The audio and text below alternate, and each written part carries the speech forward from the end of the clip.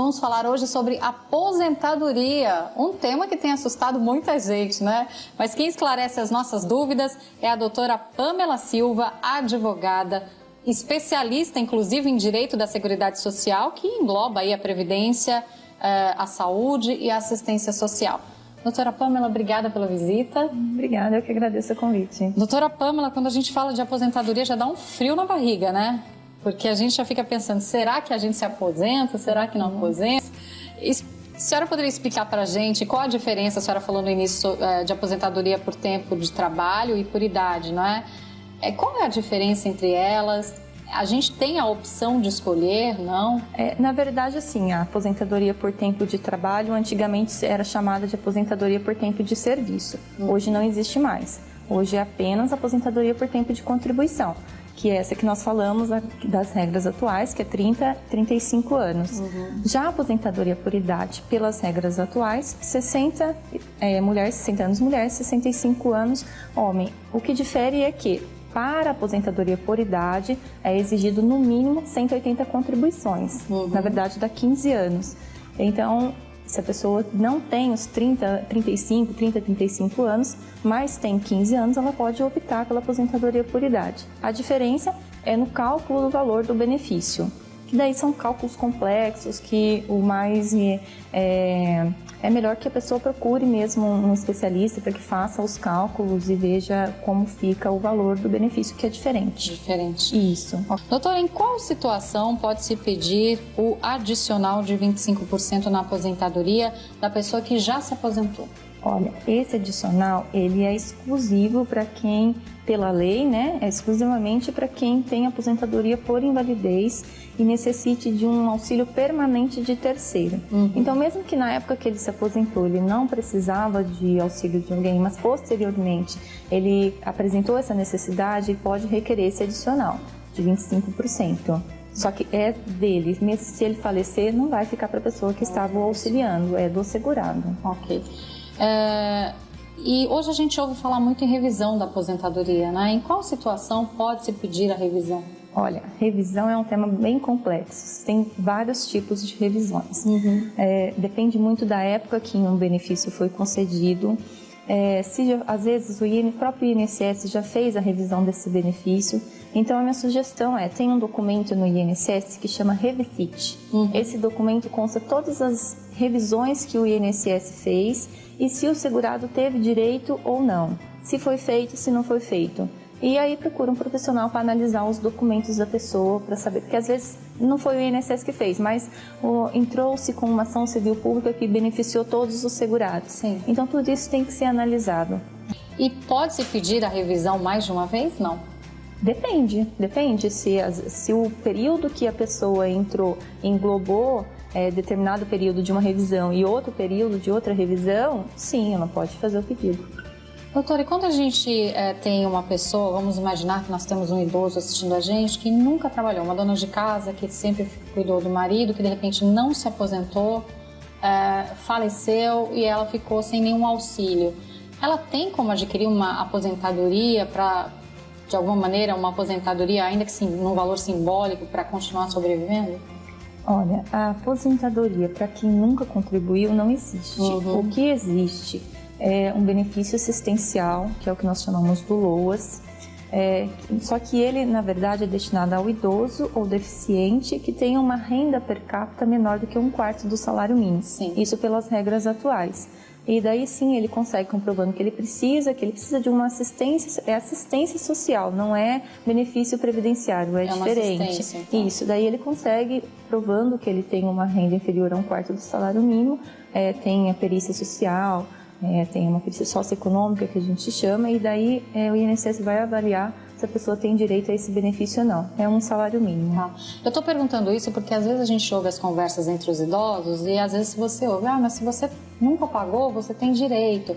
Mas na verdade só tem direito à previdência quem realmente contribuiu com ela, não é, doutora? Exatamente. Então se você precisar de uma ajuda de custo, você pode entrar em contato e adquirir, a partir de avaliação, esse recurso que a doutora falou, né, doutora? Isso, é um benefício assistencial. Ok. Agora falando das questões de morte, de cônjuge, Em que caso, doutora, o cônjuge recebe o benefício quando o marido ou a mulher era aposentado? Em todos os casos, tem que ser casado no papel, não, comprovando o vínculo com a pessoa? Hoje é mais maleável a questão da união estável. Se você comprovar perante até mesmo o INSS, não precisa ação judicial, mas comprovar que a pessoa vivia em união estável com o falecido, ela consegue a pensão por morte. Não necessariamente precisa ser casada, né, pelas regras atuais. Então ela pode requerer junto do INSS, será feito o procedimento de comprovação dessa união estável e, logicamente, se houver a negativa do INSS, entra com a ação judicial. Agora, doutora, esse benefício, ele vai para o cônjuge independente da idade, se ele tem condição de continuar trabalhando ou não? Pelas regras atuais, vai. Pelas mudanças que estão no projeto de emenda à Constituição, eles querem aí impor limites de idade, de valores, de cotas. Eles estão querendo limitar cotas por dependência, mas isso é uma coisa que ainda não foi aprovada. Estamos em discussão. Doutora, e vamos imaginar que uma pessoa nasça com paralisia cerebral. Ela fica impedida de trabalhar durante toda uma vida e, de repente, a mãe ou o pai cuidou dessa pessoa. Ela tem um benefício. Que benefício é esse? É uma aposentadoria por invalidez? É um auxílio-doença? O pai ou a mãe tem direito de herdar esse benefício? Olha, para as pessoas que nunca contribuíram na vida, entra no mesmo caso do idoso que eu te falei, do benefício assistencial. Também pode ser concedido para o incapaz. Neste caso, nesse exemplo que você citou, por exemplo, se ele se encaixar no 1/4 do salário mínimo da renda per capita, ele pode requerer junto ao INSS esse benefício assistencial que é próprio para quem tem deficiência e para o idoso. O único problema é que, se ele falecer, não é um benefício que vai passar para os herdeiros. Não passa. Tá. Então, só herdaria a aposentadoria ou, no caso, o familiar, se ele tivesse tido alguma lesão que tivesse impedido ele de continuar trabalhando, mas que ele já tivesse tido uma carteira assinada, trabalhado e contribuído. Isso, vamos supor que ele não nasceu com esse problema, mas que ao decorrer da vida, durante o trabalho dele, ele sofreu algum problema e gerou essa incapacidade e se aposentou por invalidez. Agora, doutora, só para finalizar, é possível se aposentar hoje, dentro das regras atuais, antes de um período? Por exemplo, eu posso escolher a data para me aposentar ou isso não existe? Eu preciso esperar até 60 anos para me aposentar? Porque às vezes a pessoa começa a trabalhar muito jovem, né? Então vamos imaginar que ela tenha 25 anos de trabalho, de carteira assinada, mas ela ainda tenha 45 anos. Ela já pode solicitar a aposentadoria? Olha, pelas regras atuais, a pessoa tem que ter no mínimo 35 anos homem e 30 mulheres, independentemente da idade. Não tem como. Antes disso, não tem como. Há uma opção que acontece muito, é que as pessoas exercem algum tipo de atividade prejudicial à saúde e à integridade física, que é o que a gente chama de aposentadoria especial.